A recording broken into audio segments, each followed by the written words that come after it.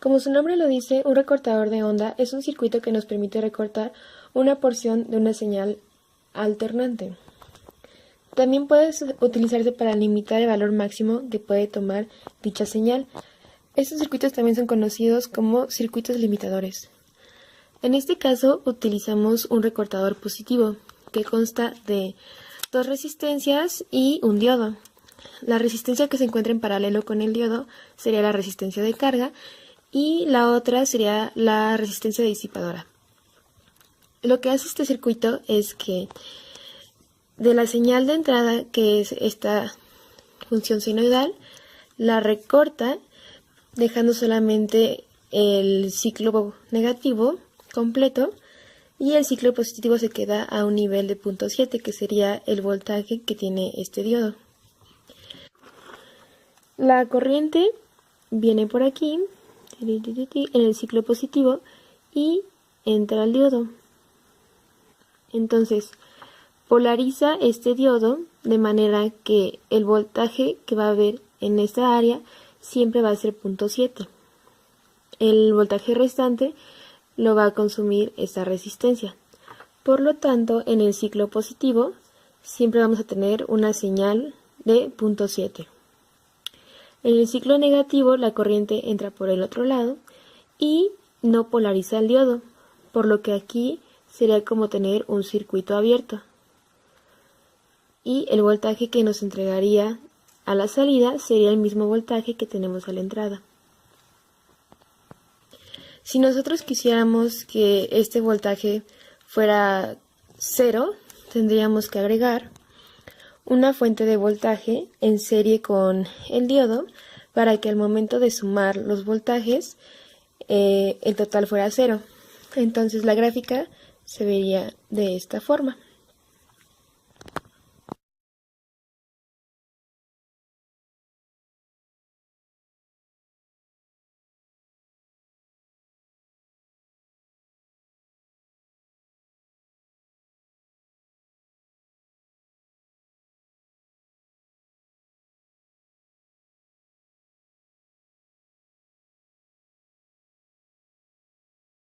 Para el ejercicio 2 nos pedían diseñar e implementar un regulador con diodo Zener para una carga que consistía en un diodo camaleón con su resistencia limitadora. Decidí utilizar un transformador 5 a 1 que me permitiera conectar todo mi circuito directo a la corriente eléctrica. Le puse un rectificador de onda completa con 2 diodos y un capacitor. Haciendo los cálculos, como este transformador es de tap central, me arrojan 12 volts en cada salida.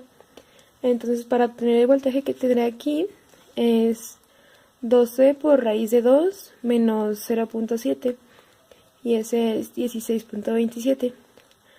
Como yo quería un voltaje de rizo de 1 volt, tomé mi voltaje mínimo como 15.27.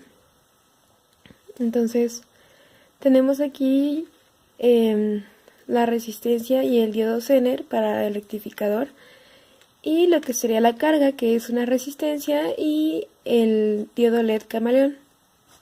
Para calcular esta resistencia utilizamos la ley de Ohm y el voltaje máximo, que es 3.3, el mínimo es 2.8, sobre la corriente que resiste nuestro LED, que es 20 mA. Esto nos arrojó que necesitábamos una resistencia de 165. El valor comercial más cercano era 180, pero como no teníamos, utilizamos 220. Después calculamos las corrientes mínimas y máximas con los voltajes que ya habíamos dicho que eran máximos y mínimos, y nos salió esto. Después calculamos la IZ máxima con la fórmula que ya conocemos. Simplemente sustituimos los valores que ya teníamos aquí en la fórmula y nos dio un resultado de 2.24 por 10 a la menos 3 amperes. Después de eso nos faltaba calcular la resistencia RI, que es la resistencia disipadora de nuestro diodo Zener. Para eso también ocupamos la fórmula que ya conocemos de voltaje de entrada máxima menos BZ sobre IZ máxima más IL mínima. Igual, solo sustituimos los valores que ya teníamos y nos dio que ocupábamos una resistencia de 1071.97, lo cual es cercano a un... Y después, para poder sacar el capacitor que necesitábamos, sacamos una resistencia equivalente de todo esto que es nuestra carga. Para eso sumamos nuestra IZ máxima más la IL mínima y sacamos una corriente que es la corriente que pasaría por nuestra carga equivalente y utilizamos nuestro voltaje máximo. Entonces hicimos voltaje sobre corriente es igual a resistencia y ya nos dio que nuestra resistencia equivalente es de 1627 ohms. Con esto y con la fórmula de voltaje de Rizzo despejamos para el capacitor, sustituimos valores y nos dio que necesitábamos un capacitor de 83.3 microfaradios, que ya en capacitores comerciales es 100 micros.